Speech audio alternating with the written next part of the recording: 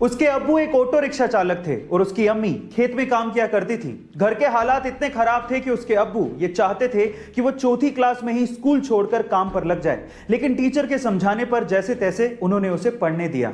अब पढ़ने तो वो लगा, लेकिन जिंदगी इतनी आसान नहीं थी। अपनी पढ़ाई का खर्च उठाने के लिए उसे होटल में वेटर तक का काम करना पड़ा।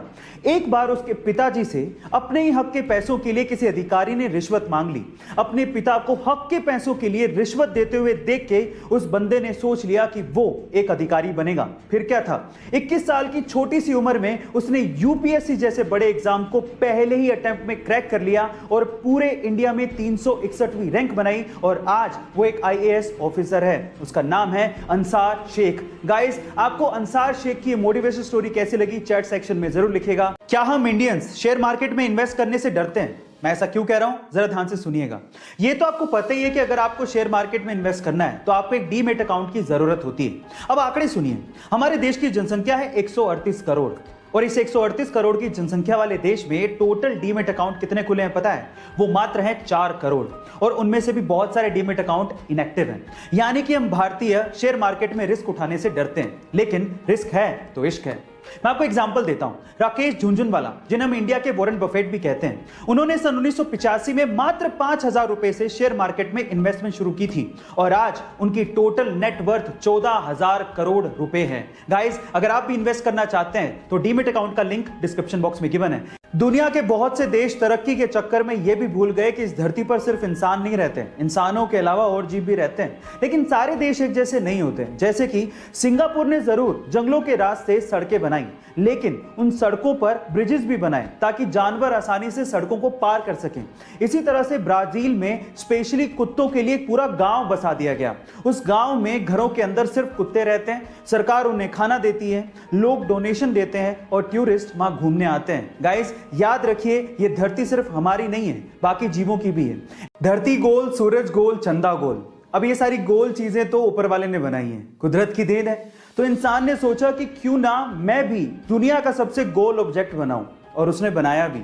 तो आज इस वीडियो में मैं आप लोगों को इंसान द्वारा बनाए गए दुनिया के सबसे गोल ऑब्जेक्ट को दिखाने वाला हूं, यानी कि world's roundest object made by human. ये ऑब्जेक्ट जिस मटेरियल से बनाया गया है उसका नाम है सिलिकॉन। इनफैक्ट ये सिलिकॉन के एक आइसोटोप S28 से बनाया गया है। इसको बनाने में 1 मिलियन यूरोस की लागत आई और आज के वक्त इस ऑब्जेक्ट की कीमत 10 मिलियन यूरो से भी ज्यादा है। गाइस, आपको इंसान द्वारा बनाए गए इस वर्ल्ड्स राउंडेस्ट ऑब्जेक्ट के बारे में क्या कहना है चैट सेक्शन में जरूर लिखेगा। कंपनियां हमारे दिमाग से खेल के किस तरह से माल बेचती हैं, इसको एक एग्जांपल से समझते हैं। मान लीजिए कि आपको एक कोई टी शर्ट दिखाई दी जिसपे 1,000 रुपए लिखे हैं, तो शायद आप उसे ना लें, लेकिन अगर उसके 1,000 रुपए लिखने का तरीका बदल दें तो शायद आप उसे खरीद लेंगे। कैसे? अगर उस टी शर्ट पे 2,000 रुपए लिखें और उसे काट कर 50% डिस्काउंट का स्पेशल ऑफर दिखा के फिर उसे 1,000 रुपए में बेचेंगे तो शायद आपके खरीदने के चांसेस बढ़ जाएंगे। गाइस, आप इससे कितना इत्तेफाक रखते हैं चैट सेक्शन में जरूर लिखिएगा। ये बात है 1997 की, जब गूगल ये चाहता था कि उसका सर्च इंजन $2 मिलियन में याहू खरीद ले। डील बुरी नहीं थी, लेकिन याहू माना ही नहीं। फिर उसके बाद समय का चक्का घूमा। 2002 में याहू खुद $3 बिलियन का ऑफर लेके गूगल के पास पहुंचा, लेकिन तब तक गूगल अपनी वर्थ समझ चुका था और उसने इस ऑफर को ठुकरा दिया।